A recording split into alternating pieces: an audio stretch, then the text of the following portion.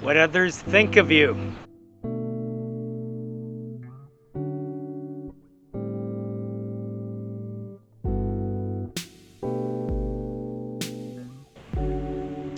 What others think of you. Dare to dream big. This is Philip Montrose. My wife and partner, Jane, and I help people step up, tap into the heart of success with holistic coaching and healing. In this short video in Indio, California, Southern California, east of Palm Springs in the desert area, I want to share with you about how to consider what others think of you, something which you're always presented with if you're around people. Even if you're not around people like here, at least in the background, they're in your thoughts, in your mind, in your feelings. What do you do about it? Well, we're all energy, we're all connected, so it does affect us, but we want to put it in the right perspective. So I want to give you a few context points.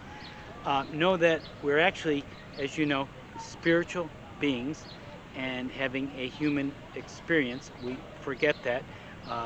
This life is but a sleep and forgetting, as William Wordsworth says. We've come from another place, but when you wake up, you start to see things differently and why you're here. It's a process, it's a discovery, it's a journey. We all know that.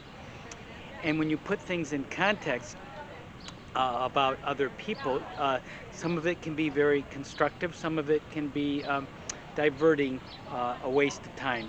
So let's get into these three context points. Context point number one, it's natural to wonder, to consider what others think of you. Now, there's a spectrum. You may think you don't care at all what others think of you. You might be very concerned about what others think of you. It may depend on the situation, of course. Nonetheless, others do affect you. It's part of our needs, our survival, being part of a pack, cooperation, so we can depend on others, we can rely on others, contribute, help each other. So that is natural, and we're always, if you think about it, considering about others' approval, maybe recognition. And if you're a child, you want the good graces of your parents, right? If you're a teenager, you want to fit in with your group. If you're a young adult, you're thinking about how to fit into society, get a job, maybe a family. And as you become a spiritual adult, if you go through the midlife transition or crisis or somewhere thereabouts, you start to want to fit in with the big picture, your part in the universe, your special fingerprint, what only you can learn, develop, contribute, what you came here for when the veil is lifted. So be aware that part of others' approval is part of what is being here, living on earth. So that's part of the experience. Context point two, dealing with others, what others think of you. So people might say, I love you, I like you, or I don't like you, you're a jerk. Which one do you prefer? Well, it's obvious which one we prefer. And that's a point in itself. Why do we prefer one over the other if we're beyond it? So it does affect us. And if it's the negative, if it's the I don't like you, you're a jerk, I don't believe you, I don't like your energy, well, that's grist for the mill. That's compost. That's something you can learn and grow from. In some ways, you may get more out of that than approval many times. Something memorable, something to learn from, something to grow from. So that's part of life.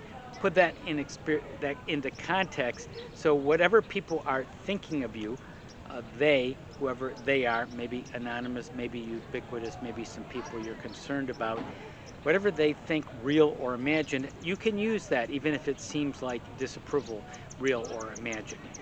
Third context point, be aware of negative imagination. Now, imagination can be wonderful, positive, creative, yes. On the other hand, we can go into dark, obsessive thoughts where we imagine things, we fantasize things that are really not even accurate.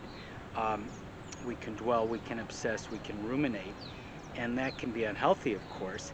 And yet, many of us, especially probably people watching this kind of video, are empathic, are very sensitive to others' vibrations. And we can use that.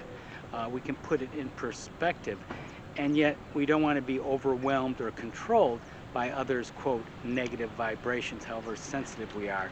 So if we want to help people, be aware that maybe people are having an off day. We don't really know why they're sending out those negative vibrations. We don't really have that mind reading. We can sense it. Maybe they're just having some physical pain or worried about a meeting. It may have nothing to do with us. We don't know. We can pick up on the energy.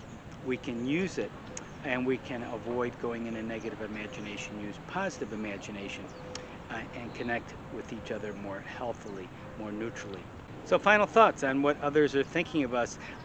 Yes, at times people will put out judgments, disapprove of us. That's part of life, part of learning. Put things in context, use that. Be aware of the negative vibrations.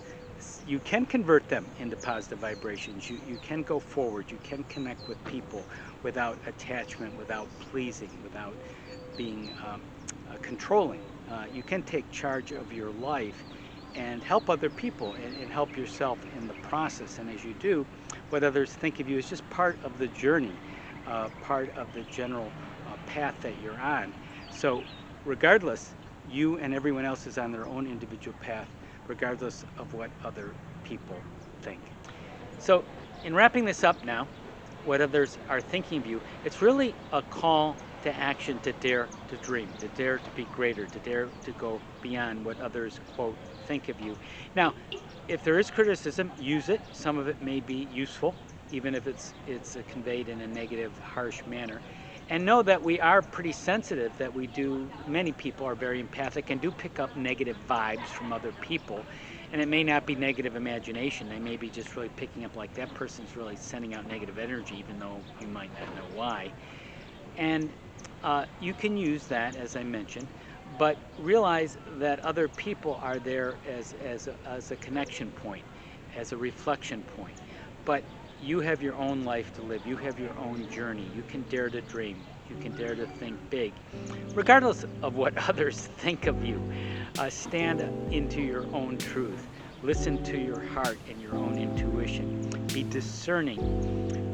And that way you grow and learn, and life becomes a lot richer. You're more in the now.